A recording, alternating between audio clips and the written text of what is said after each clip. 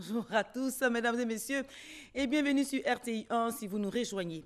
Depuis hier mercredi, Alassane Ouattara est dans la région du Mouzi. Il est arrivé dans la matinée à Dimokro où il a présidé un conseil des ministres.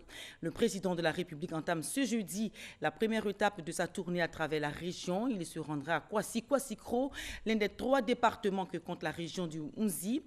Tout le gouvernement se trouve également à Kwasi-Kwasi-Kro. La commune a fait peau neuve pour accueillir ses hôtes.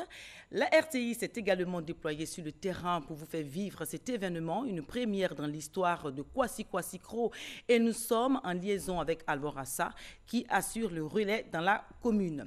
En plateau, Claude Sailly qui n'est plus à présenter, il est politologue et notre expert, notre consultant maison. Il m'accompagne sur ce plateau. Bonjour Claude Sailly. Bonjour Gabriel. Et bienvenue messieurs pour ce plateau qui est dédié à la visite du chef de l'État dans la région du Mouzi, étape Kwasi-Kwasi-Kro. Alors, Alassane Ouattara a foulé hier les terres de Dimokro, la commune où il est né, ville symbole pour le président de la République. Suivons ensemble cet élément qui revient sur l'arrivée du chef de l'État à Dimokro. Ensemble, et après, nous faisons le décryptage. Le président de la République, Alassane Ouattara, chez lui.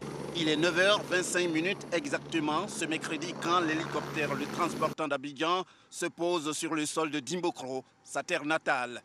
La joie qui anime le chef de l'État en se retrouvant parmi les siens avec tant de souvenirs est immense. C'est un bonheur d'être à Dimokro aujourd'hui pour 4 jours. Je viens bien sûr me remémorer de mon séjour ici, de mon enfance. Donc les parents qui sont encore là, malheureusement ceux qui nous ont quittés récemment. En tout cas, c'est un bonheur de revenir dans ma ville natale. Je suis très heureux d'être là. C'est dans le cadre d'une visite d'État dans la région d'Unzi du 25 au 28 septembre 2019 que le président de la République, Alassane Ouattara, est arrivé dans la matinée ce jour. Après les honneurs militaires, le chef de l'État s'est fait un réel plaisir à saluer toutes les personnalités présentes à son accueil. D'abord, des collaborateurs, précisément des membres du gouvernement ressortissants de Dimokro. Ensuite, tout le Gotha ministériel venu pour le Conseil des ministres prévu dans le cadre de cette visite a reçu les salutations du chef de l'État. Présence aussi remarquée des autorités traditionnelles, administratives et civiles, des cadres, de nombreux cadres de Dimokro qui n'ont pas voulu se faire compter l'événement. Ils sont tous venus pour voir le président à qui ils vont certainement soumettre des doléances comme en pareille circonstance pour le développement de leur région. Instant chargé d'émotions sûrement pour le président de la République, vous l'avez vu. Alors revenir sur cette terre après des années en tant que chef de l'État, il y a également ceux de sa génération qui résident encore à Dimokro. Alors c'est forcément des moments intenses pour Alassane Ouattara, n'est-ce pas Claude Sailly? Oui, et comme nous l'avions dit hier déjà, c'est des moments de retrouvailles, c'est des moments de communion. Et vous savez, il y a un élément extrêmement important que nous devons prendre en compte. Il se déroule actuellement aux Nations Unies une tribune internationale. Cette période est capitale et on sait le rôle majeur que la Côte d'Ivoire a joué. Mais le chef de l'État, dans la programmation de ses visites, a bien voulu que cette période-là des Assemblées générales des Nations Unies coïncide, pas qu'il ait voulu, mais coïncide avec ce voyage à Dimokro, sur cette terre natale. Il y a tout un sens qu'il faut donner à ce voyage. Retrouvailles, communion, souvenir, mais volonté surtout d'impacter mais durablement le développement de cette région. L'idée de rencontrer peut-être ceux de sa génération, c'est vraiment quelque chose d'extraordinaire à vivre. Oui, on a toujours l'impression que l'homme politique, c'est celui qui est coupé du peuple. Vous savez, on utilise la démagogie, on utilise le populisme, on utilise la manipulation, à la limite même la mystification, et l'homme politique est celui qui est inaccessible. Or, en procédant à de telles actions, en allant vers les populations, surtout là avec tout le symbole que cela caractérise, c'est démontrer justement que l'homme politique est au service du peuple, des populations qui lui ont donné mandat d'agir en son nom. Et donc c'est des moments extraordinaires pour le premier personnage de notre pays, le président Ouattara, mais c'est aussi très important pour la population qu'il voit. Vous avez passé des reportages hier que j'ai bien suivis, vous entendez des dames dire on l'a vu passer, on l'a vu avec le chapeau, il était en noir, de tout noir vêtu. Vous ne pouvez pas imaginer ce que cela signifie pour le petit peuple qui en a besoin, qui veut être rassuré et qui veut comprendre qu'il est aussi pris en compte dans la dimension fonctionnelle du pays. Bien, également, nous allons continuer à revoir les images de l'arrivée du président de la République. Peut-être que le temps s'est arrêté à un moment pour le président, pour lui, le temps juste d'apprécier tout ce qui l'entoure. Alors, on va revoir une fois de plus son parcours à son arrivée. C'est avec Alexis Ouedraogo.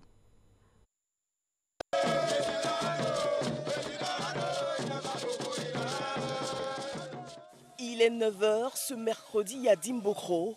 Dans quelques minutes, le chef de l'État, le président de la République Alassane Ouattara, arrive.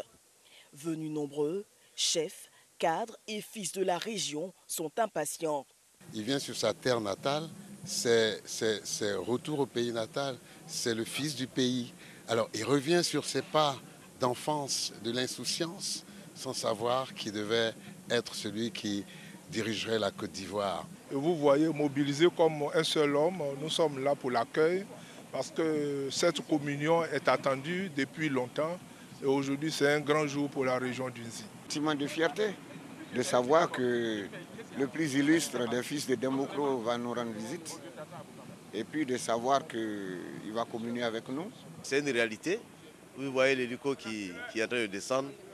Voilà, le président est là et nous allons rester avec lui pendant 4 jours, sentiment de joie. Et puis il va nous passer le message pour que nous puissions faire évoluer notre région, booster le développement de notre région. Quand prennent fin les honneurs militaires, démarre le parcours du chef. L'hommage des populations sorties en grand nombre le long des voies pour saluer et célébrer le fils tant attendu.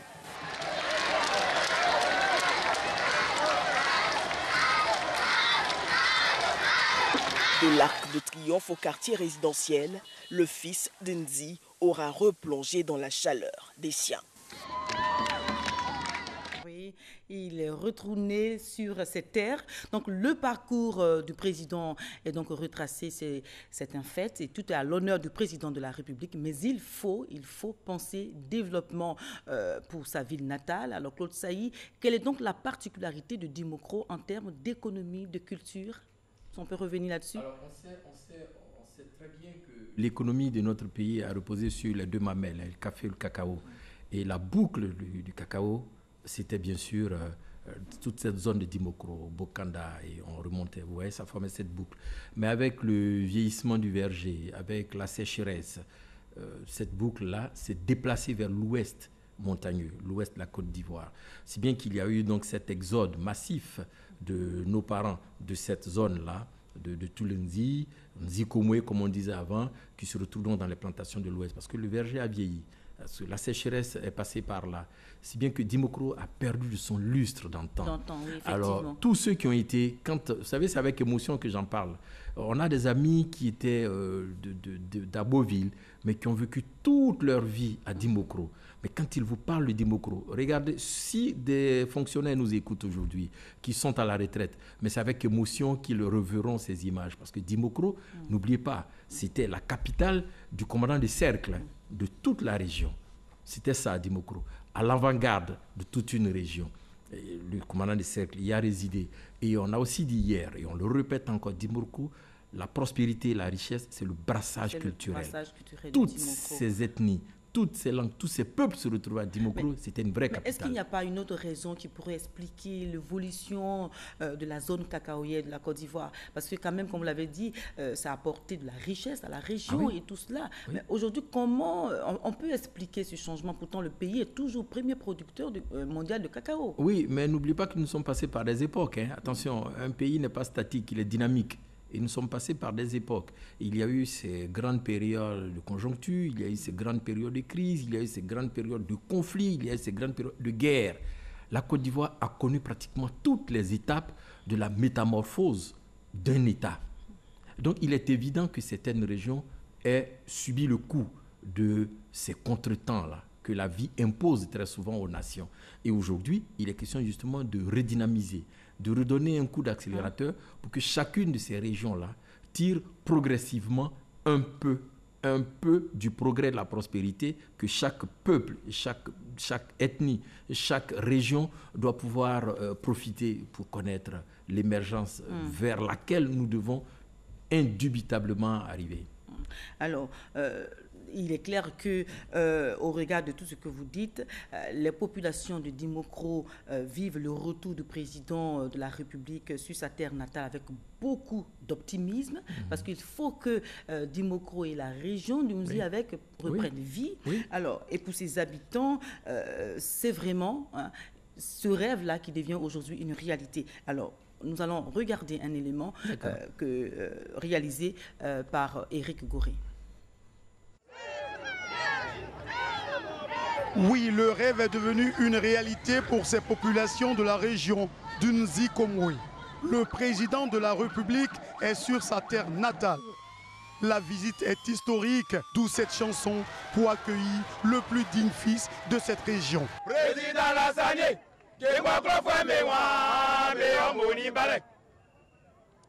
Président Lassagné,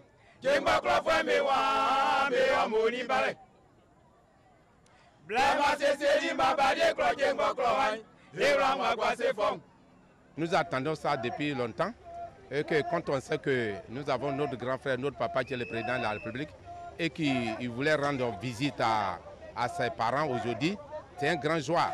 Quoi de plus normal si ces populations laissent éclater leur joie? Nous avons vu le président. Il était en noir avec un chapeau. Il était vraiment beau à voir et il souriait. On était content de le voir.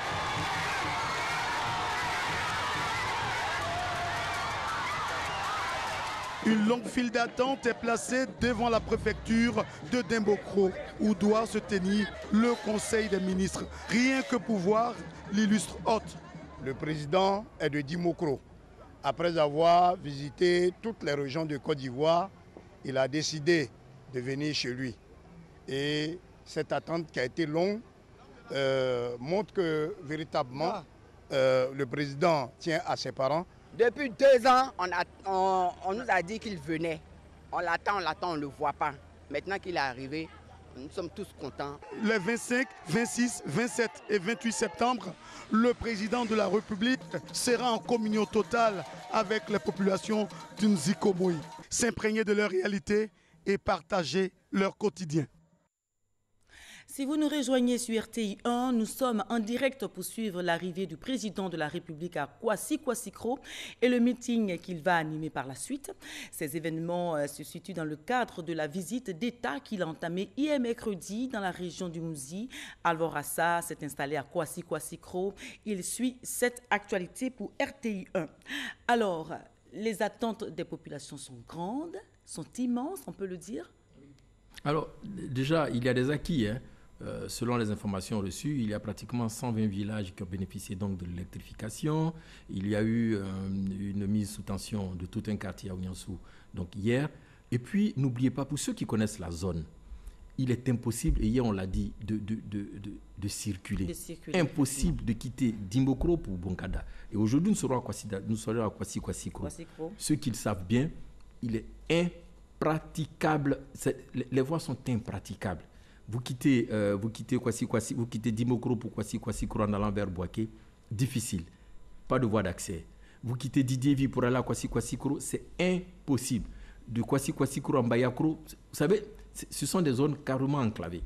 Et donc, la préoccupation qu'ils vont poser au chef de l'État, elle est inévitable, c'est le bitumage, premier élément. Le deuxième élément, Kwasi-Kwasi-Kro est un grand village en réalité, parce que depuis 4 ans, il bénéficie d'une préfecture, érigée en département, une préfecture construite, mais pas fonctionnelle. Donc, il faudrait déjà qu'elle arrive à fonctionner. Pas de brigade de gendarmerie. Alors, dès l'instant où dans un département, dans une ville, vous n'avez pas une brigade de gendarmerie, vous n'avez donc pas les établissements bancaires qui s'installent. Donc, ça, c'est impossible pour ces populations-là de pouvoir évoluer. Mais qu'est-ce qui explique cette situation de la commune de Kwasi-Kwasi-Kro? Non, mais elle n'est pas identique à Kwasi-Kwasi-Kro. Elle n'est pas identique à Kwasi-Kwasi-Kro. C'est la raison pour laquelle... Est-ce les années de crise ou encore le manque d'organisation locale? Qu'est-ce que c'est exactement? Alors, tout en même temps. Vous savez, tout. Et ce pays-là est à reconstruire. Et c'est ce que le président Ouattara est en train de faire. Ce pays est à reconstruire. Là, nous discutons à échelle régionale et départementale. Mais non, c'est la raison pour laquelle hier, je vous ai dit que la vision du président s'est traduite à travers des stratégies qui elles-mêmes ont été intégrées dans des plans nationaux de développement déclinés en politique sectorielle. C'est tout un pays qu'il faut construire. C'est loin de l'amusement, c'est loin du jeu, c'est loin des bavardages que beaucoup de personnes tiennent. Il s'agit d'être sérieux, d'avoir une méthode et d'avoir une direction. Et c'est ce qui est en train d'être fait. C'est un peu de tout. D'abord, le relâchement au niveau des cadres, le relâchement au niveau des mutuelles, mais les difficultés que le pays a connues successivement, ces difficultés-là ont fait que la Côte d'Ivoire, heureusement d'ailleurs que les fondamentaux ont tenu pour que la Côte d'Ivoire reste la Côte d'Ivoire. Sinon, nous étions en train de partir très loin. Et aujourd'hui, vous voyez, avec toute cette vision, avec toute cette stratégie, avec tous ces plans de développement nationaux, mais qui sont faits de façon sectorielle, chaque région est en train progressivement d'arrêter un cap, de définir un cap de développement. Le constat, sans vous arrêter, le constat c'est que quand le président ne se déplace pas dans une région, dans une commune, enfin dans une commune précise, il n'y a pas ce souffle-là qui est donné au développement. On ne comprend pas pourquoi. Non, pas d'accord, parce que vous avez un gouvernement qui traduit quand même en actes, qui exécute. Voilà. Le gouvernement donc, c'est pas exécute. Possible.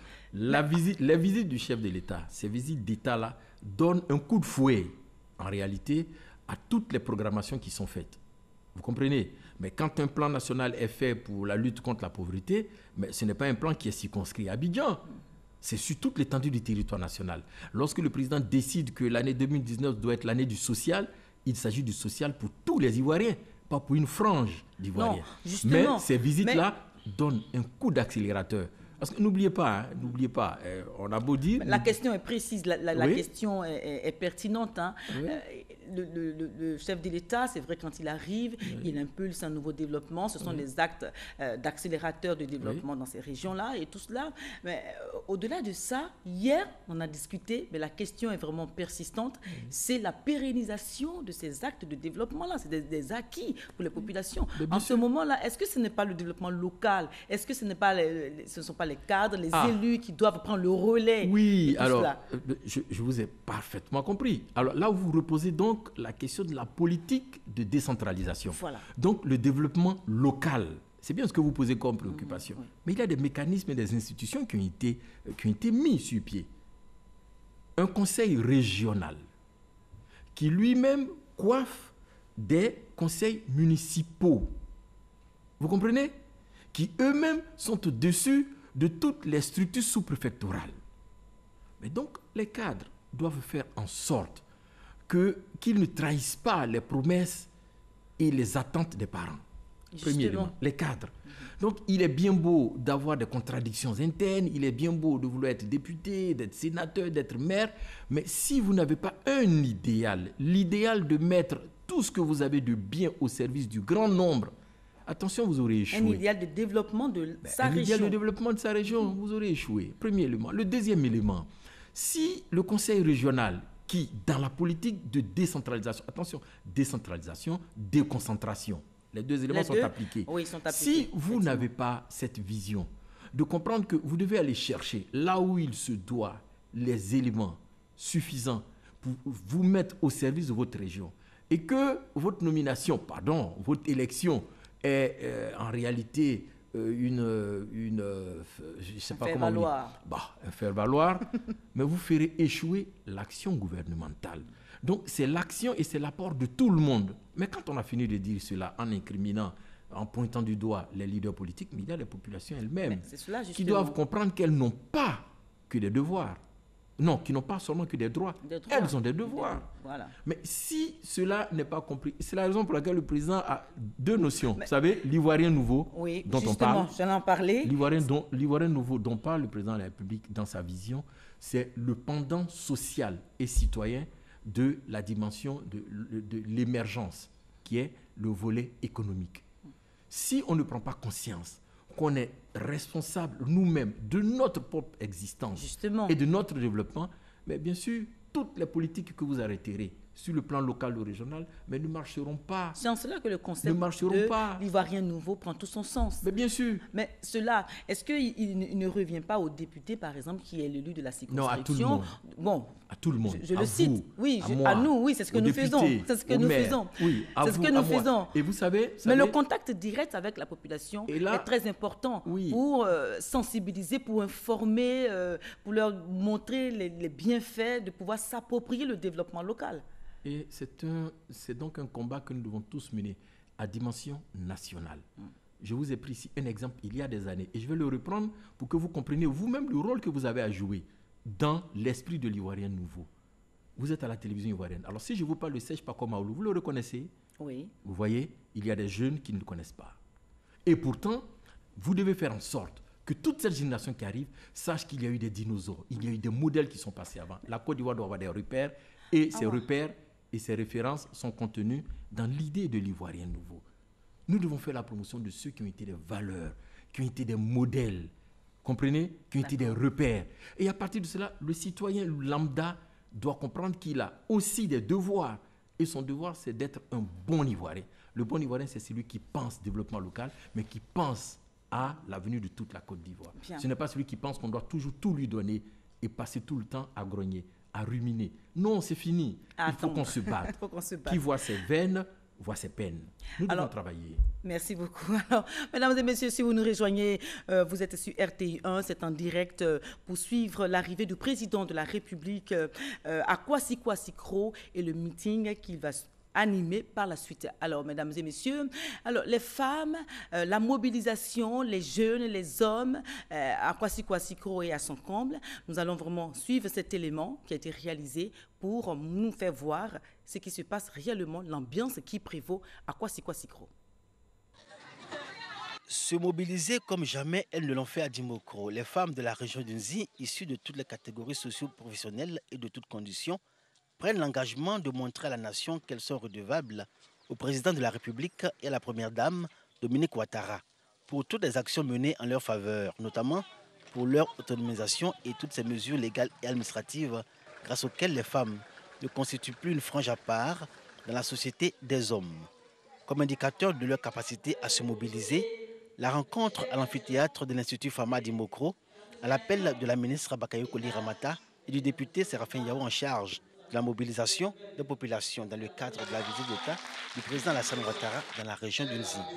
Au-delà de la mobilisation, de nombreuses attentes et elles sont nombreuses. J'ai d'abord rencontré les 32 présidents des femmes des villages et leurs adjointes. Je leur ai lancé l'appel. Ce que nous n'avons jamais vu dans la région, si ça se présente à nous, nous allons profiter pour les accueillir. Nous faisons la mobilisation tous les jours. Dans les villages, en ville, nous faisons la mobilisation. Et j'ai foi en Dieu que les gens vont sortir massivement. Nous avons besoin de routes. Nous avons besoin au moins d'une société là-bas pour mettre nos enfants au travail. Le fils de la reine, nous serons là pour rester fiers. Parce que c'est fier de notre vie. Bakayoko Ramata et Séraphin Yao ont comblé à moitié les attentes des femmes d'Unzi par cette nouvelle qui a soulevé dans l'amphithéâtre un tonnerre d'applaudissements et illuminé le visage de toutes ces femmes. L'arrivée du président de la République et de la première dame, Dominique Ouattara, la ministre de la Femme, de la Famille et de l'Enfant, a indiqué que l'épouse du président de la République se propose de rencontrer à Dimokro toutes les femmes de la région d'Unzi. Une rencontre sur fond de remise de chèques dans le cadre du FAFSI, Fonds d'appui aux femmes de Côte d'Ivoire, distribution de vivres et divers matériels pour soutenir les femmes de cette région dans leurs activités. Un moment de communion, de partage et d'échange dont les femmes mesurent la portée. C'est un travail d'équipe. C'est dans cette synergie d'action que nous allons réussir non seulement la mobilisation au niveau de l'accueil, mais aussi le grand meeting qui va se tenir au Stade Koné Samba-Ambroise. En tout cas, je suis confiant et je pense que les choses vont bien se dérouler. Je suis rassurée quant à la mobilisation. Déjà, à chaque fois que nous rencontrons les femmes, elles sont toujours mobilisées. Mais aujourd'hui, c'était exceptionnel. La joie était à son paroxysme. Elles m'ont dit que je peux dormir tranquille. La rencontre des femmes du ZI à l'Institut Fama pour l'annonce de la visite d'État du président de la République dans cette région et de la vie des femmes elles-mêmes, une première à Dimbokro. On a vu à cette rencontre des femmes issues de tous les partis politiques prêtes à fédérer leurs énergies pour constituer une marée féminine à l'accueil du président Alassane Ouattara et de la première dame. Alors, dans quelques instants, le chef de l'État, Alassane Ouattara, sera à Kwasi-Kwasi-Kro, où l'attendent encore des populations qui sont mobilisées pour l'écouter. Parce que au cours de ce meeting qu'il va animer, le président, bien évidemment, va répondre aux attentes des populations. Donc, son discours est vraiment très attendu. Mais avant cela, avant ce commentaire, à son arrivée, le président de la République, après son arrivée, a tenu un conseil des ministres. Alors, les questions de développement de la région du Mouzi ont été débattues, des rencontres avec des communautés ont eu lieu et tout cela. Alors, qu'est-ce que vous pouvez faire comme commentaire sur les sujets présentés par le préfet du département qui a fait l'état des lieux des activités socio-économiques, l'état des lieux des infrastructures? Il a présenté les besoins de la région. Oui, je pense que d'abord, on l'a dit, hein, c'est la nouveauté dans ces visites d'État où un préfet de région, de la région visitée, participe au Conseil des ministres et présente donc les potentialités, les atouts, les faiblesses et les insuffisances de sa région, de sorte à ce que l'ensemble des membres du gouvernement présents et le président de la République lui-même, le Premier ministre, prennent à bras le corps cela et apportent des réponses. Et je pense que pour Kwasi-Kwasi-Kro, la priorité sera le bitumage, la question de la voirie, sortie du désenclavement, vraiment sortie de l'enclavement, premier élément. Le deuxième élément sera la question d'eau potable. Parce que Kwasi-Kwasi-Kro, gros village, on va dire, pour être très franc, a un château d'eau qui n'est pas alimenté pour des questions de sécheresse qui expliquent aussi justement la fuite massive, l'exode massif de ses parents vers les zones forestières, parce que la nappe phréatique est complètement asséchée et donc le château d'eau n'est pas alimenté. Donc ils ont des questions, ils ont des préoccupations d'eau potable. Ce qui trouvera réponse puisque un ministre a été carrément détaché à la question de l'hydraulique et de l'eau. Donc, deuxième élément. Le troisième élément sera la question de la sécurité. Comme on l'a dit, ils poseront inévitablement la question de la brigade de gendarmerie. Oui. Et je sais que le président de la République répondra favorablement à cette attente-là. Et puis, il y aura des questions comme celles relatives à l'éducation, parce qu'ils ont un lycée, mais qui a besoin d'être agrandi. Ils ont un dispensaire. Pour une préfecture de ce genre, le minimum serait pour eux d'obtenir un centre hospitalier rural, un CHR. Et je pense que toutes ces préoccupations vont être posées. C'est pareil également pour Dimbokro. Dimbokro, ils poseront toutes ces préoccupations et c'est encore plus intéressant que ce soit fait par le premier magistrat du département, le préfet, et puis le président apportera des réponses. Je ne dirais même pas sûrement, il apportera des réponses parce que cela est, on dira, de son devoir de père, mais se trouvant sur ces terres, d'apporter des réponses aux préoccupations des populations qui en ont besoin. Et cela va au-delà des clochers des chapelles politiques. Tiens. Alors j'aimerais qu'on revienne sur cet aspect-là, qu'on revienne sur un élément que nous avons développé hier. Peut-être qu'on n'a pas eu assez de temps pour entrer amplement dans les détails. C'est la pérennisation des acquis. Oui. Et ça, c'est une question, ma foi, qui est très importante. Parce que avec la réhabilitation peut-être du dispensaire, la réhabilitation de l'école, l'agrandissement de bien d'autres édifices et tout cela pour donner fière allure à la communauté, à la population de Kwasi-Kwasi-Kro et tout cela. Mais est-ce qu'il y a un système qui est mis en place pour préserver tout cela? Oui, mais le gendarme de la région en termes de développement, c'est le conseil régional. Vous comprenez? Et je vous ai dit, cela se décline et on descend au fur et à mesure. Mais le gendarme, le père du développement, expliquez-nous un peu les différents paliers. Non, mais c'est ce que je vous ai dit. Au sommet de la région, vous avez le conseil régional. Et puis, il y a des attributions qui ne relèvent plus du conseil régional, qui relèvent directement de la commune. Et puis, il y a des prérogatives qui relèvent de la sous-préfecture. Voilà comment cela est fait. Et puis, des prérogatives qui relèvent des villages, donc des communautés villageoises elles-mêmes. Voici comment le palier, voilà comment nous évoluons. Donc, lorsque ces infrastructures vont être faites, lorsqu'elles vont être réalisées, il revient aux différentes entités de les pérenniser, de les sécuriser et de les pérenniser. À la limite, de les rendre encore plus fructueuses en développant, en créant, en innovant. Voilà la réalité. Donc, quand c'est fait, avec la politique de décentralisation que nous vivons aujourd'hui, il est question que chacune de ces entités-là joue réellement son rôle. Et c'est pourquoi, justement, pendant ces élections locales, vous voyez, on le dit souvent, attention aux populations, n'allez pas élire pour élire, élisez des personnes qui pourront vraiment prendre soin des difficultés que vous vivez. Des populations. Faites en sorte qu'elles puissent accompagner le gouvernement dans la réalisation de ces œuvres sociales. Sinon, après, on se plaindra. L'argent ne circule pas. Mais vous voulez qu'il circule comment? À travers un hélicoptère ou à travers une voiture, on le distribue à tout le monde. C'est par le travail qu'on reçoit de l'argent. La source de revenus principale, c'est le travail. Or, le travail n'est donné que par l'entreprise. Vous comprenez? Ce sont les entreprises, les unités industrielles, les entreprises qui créent le travail. Et ce travail-là donc permet de faire circuler l'argent. Donc, il faudrait que progressivement, nous arrivions à cette forme d'entrepreneuriat qui permettra à l'argent de circuler par le travail. Bien. Vous avez vu ces femmes qui sont mobilisées, qui attendent le président de la République. Comme vous l'avez si bien dit, Kwasi-Kwasi-Kro est un gros village qui a vraiment besoin d'un coup de pouce. Ces femmes aussi. Donc, qu'est-ce qui serait bien pour elles en termes d'activité génératrice de revenus? Mais elles travaillent déjà. Quand vous prenez l'exemple de Kwasi-Kwasi-Kro, depuis que la boucle du cacao s'est déplacée, il y a la culture de l'igname qu'ils appellent l'igname Kuba qui se développe très vite. C'est la particularité de Kwasi-Kwasi-Kro. Ah oui, une igname particulière qui s'appelle l'igname Kuba, avec une productivité très accélérée. Ils produisent aussi de maraîcher, les tomates et autres. Et ces femmes-là travaillent. Mais vous savez, l'une des difficultés que nous avons en Côte d'Ivoire qui a été diagnostiquée, c'est que c'est vrai que la pauvreté est en train de reculer. Mais l'une des formes particulières de la pauvreté chez nous en Côte d'Ivoire, c'est une pauvreté qui est plus rurale qu'urbaine. Donc plus dans les villages. Donc il est question que nous arrivions par les coopératives, par les regroupements de femmes, à faire en sorte que celles-ci portent le développement comme elles l'ont toujours fait. Et donc ces femmes travaillent, mais elles ont besoin d'un coup de pouce. Et la première dame va donc leur apporter, à travers les fonds, le FAFSI, apporter des appuis.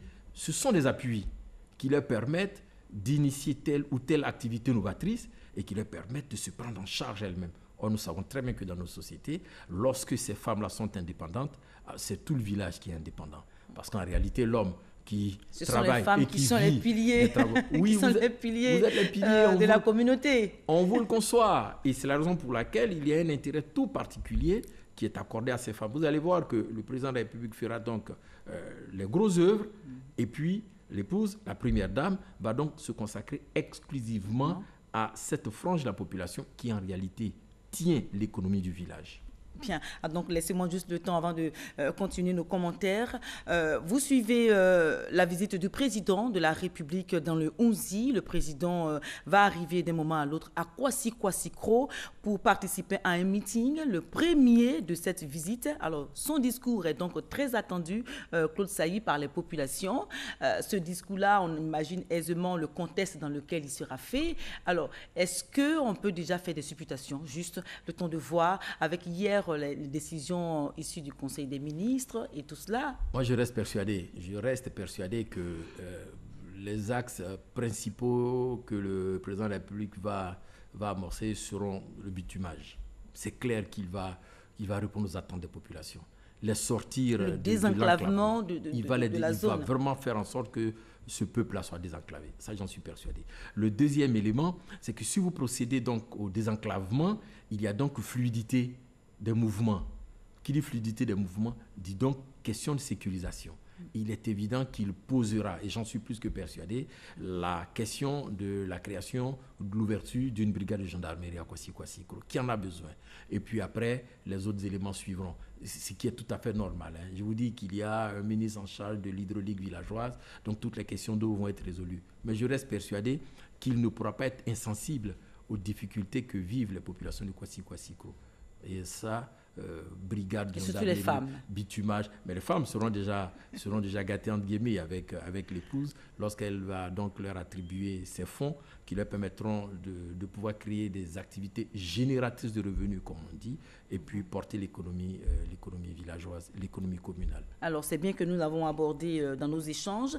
Une mobilisation des communautés, une liesse populaire autour de cette visite d'État du président de la République à Kwasi-Kwasi-Kro. Mais l'histoire l'histoire de Kwasi Kwasikro nous traduit une ville à l'agonie. Et vous l'avez si bien dit, et dans un élément que nous a réalisé Eugène Atoubé, il fait l'analyse profonde des difficultés que rencontre Kwasi Kwasikro. Dans la région d'Unzi, il y a une ville, chef-lieu du département qu'on appelle Kwasi Kwasikro. Combien connaissent Kwasi Kwasikro? Combien y sont allés dans ce chef-lieu de préfecture dont le nom évoque un gros village dans le Grand Vébaoulé? Invitation au voyage. Par Dimbokro via la sous-préfecture de Nofu, par Bokanda ou Mbayakro, toujours les mêmes difficultés à emprunter les routes caouteuses, calvaire en temps de pluie. Les populations des villages et hameaux du département de Kwasi Kwasikro, jusqu'en ces chefs-lieux de sous-préfecture, vivent les mêmes souffrances. On prend la route là. Si tu n'as pas fait attention avec une moto comme ça là, tu vas tomber mal même. Monsieur, pour qu'on gagne une route pour aller à Boaké, pour que les parents se déplacent facilement, Demokro, Boaké, Bokana, facilement. Préoccupations, besoins et attentes se répondent. Les populations de nombreux villages pleurent toujours l'absence d'eau potable ou de l'insuffisance d'ouvrages de desserte, de la difficulté d'accès aux soins de santé, de l'électrification qui tarde à atteindre leur localité, des difficultés aussi à écouler les produits de leurs champs et plantations, faute de route. Chaque village a nourri beaucoup d'espoir et d'enthousiasme dans l'action des cadres, mais sans véritable satisfaction. Et même avec l'existence des conseils régionaux pour entretenir cet espoir, les attentes ne sont toujours pas comblées. En cause, les moyens limités des structures de développement et de progrès des populations face à l'immensité des besoins exprimés par celle-ci. Nous avons une seule pompe. 3 ou 4 jours, ça se gâte. Il faut aller derrière les gens, venir réparer, puis payer l'argent avant qu'on gagne l'eau pour boire. Nous faisons surtout manioc, mais on n'a pas eu quelqu'un pour venir chercher. C'est resté en brousse. Il n'y a pas de route. L'année passée, nos parents, ils ont créé à Dakar. C'est resté jusqu'à... Il y a un monsieur qui est venu. C'est lui qui est venu, il a ramassé cadeau, il est parti. Ici et là, les routes et toujours les routes. Cause majeure de tous les manques dont souffre le département de Kwasi Kwasikro. Et quand le gouvernement, dans son engagement à apporter le développement dans les localités et le progrès aux populations, initie des opérations de réhabilitation et d'ouverture de routes, c'est un sentiment de bonheur infini et de reconnaissance au président Alassane Ouattara que ces populations expriment à l'envi. De Ngouanlaté à Kwasi Kwasikro, ce sont 38 km de route qui font l'objet d'un reprofilage lourd. Un spectacle dont se délectent les populations de Ngouanlaté à 12 km de Kwasi Kwasikro. Aujourd'hui, ça va changer puisque la route est bonne, que les acheteurs viennent sans problème. Nous serons très contents. On voit les machines circuler, vraiment, je suis très contente. Les parents bénéficieront effectivement du bitume, de Kwebo dans le département de Djévi, en passant par Kwasi Kwasikro pour se retrouver à Tindjekro. Par rapport au programme social du gouvernement, de bonnes nouvelles là aussi sont annoncées. Aussi, les populations du département de Kwasi Kwasikro peuvent-elles rêver de progrès et de développement. La route précède le développement, dit-on.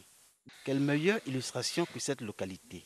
C'est que tout dans cette ville, chef-lieu du département, est à faire. L'activité économique confrontée à l'obstacle de la route est mise à mal par l'absence d'établissements financiers et d'essencerie. Fonctionnaires, opérateurs économiques et jeunes laissent entendre qu'il ne fait pas bon vivre à Kwasi Kwasikro. On sait qu'il vient pour nous donner le bonheur. On est même heureux que Kwasi Kwasikro ait été choisi comme première destination du président de la République dans le Zi. Nous lançons un cri de cœur pour qu'ils viennent vraiment nous sortir de ce trou. Ils sont nombreux aujourd'hui à Kwasi Kwasikro, gagnés par le désespoir.